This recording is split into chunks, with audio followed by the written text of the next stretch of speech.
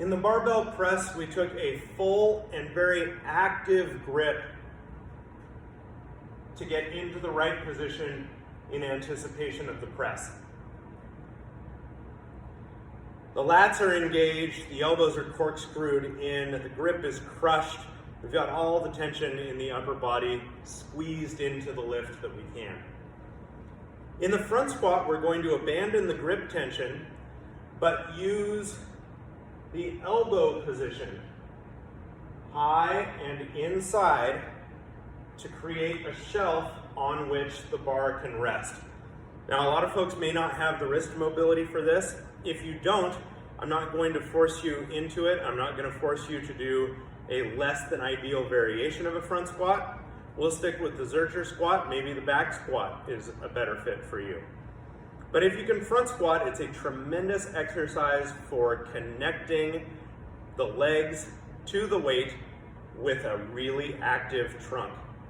Your abdominal muscles are brought into play significantly in a front squat because the bar is not loaded upon your spine as it is in a back squat. In a back squat, we've got direct posterior chain loading, the bar resting on the upper back. The glutes are basically driving you into a standing position, simply using the spine as a support for the weight. Now, there's still definitely trunk muscle involvement, but in the front squat, the bar is resting on the shoulder girdle, and the only support in front here is muscular. So the front side of the trunk has to be on, has to be braced for a successful front squat. If you haven't already trained the mobility necessary in the wrist or the lats for a front squat rack position, do that first before you start practicing the barbell front squat. In the rackless exercise series, we use a power clean to get the bar into the rack position so that we can then perform our squats. When you have a rack, it's much easier to get into position, a lot less technical, and you can probably move some heavier weight in front squats in the rack than you can in front squats following a power clean, simply because the power clean is such a technical lift, and there's going to be a limit to the load that you can move. So as I said, we're going to take the grip out of it. I'm simply going to put my last knuckle on my first 3 fingers on top of the bar, again with that push-up width or a conventional deadlift width grip. Then I'm going to walk in and this time put the bar above my collarbone, unlike the press where I had it sitting just below my collarbone or at my collarbone. Once I've got the bar against my collarbone, with no tension in the arms at all, I'm going to try to sort of corkscrew my elbow up a couple of times on each side. Then I'm going to go ahead and bring both up and in towards each other. So it's not just how high can I get my elbows, it's bringing them in towards each other so that I've got a shelf on my shoulder that's supporting the weight. I'm going to grab the floor with my feet and just like a goblet squat, fill up with air and descend. Power breathe to the top. Ideally, the elbows don't drop any lower in the bottom than they were at the top. This is an ongoing struggle during the repetitions.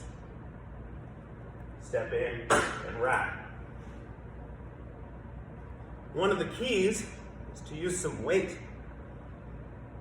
In the front squat, a slightly heavier weight means that you can drive your elbows up without sort of pressing the bar up off of your rack position.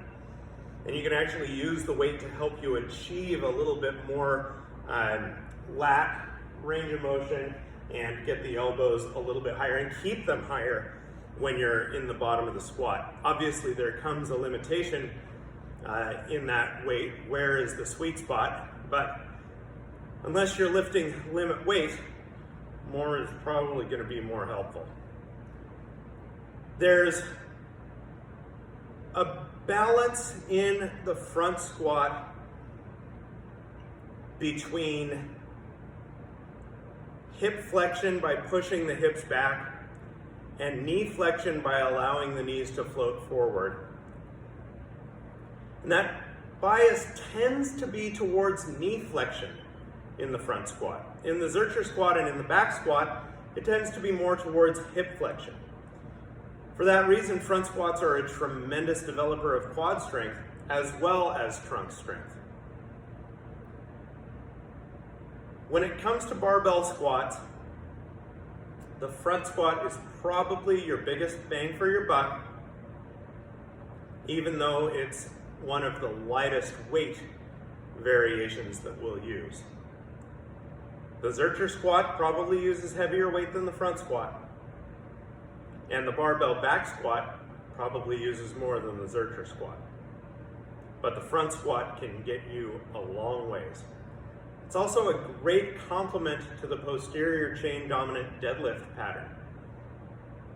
In the deadlift, we're loading the back side of the body significantly.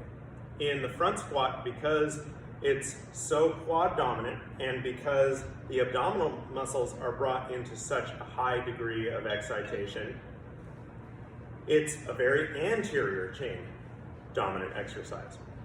Front squats plus deadlifts plus presses, hard to beat.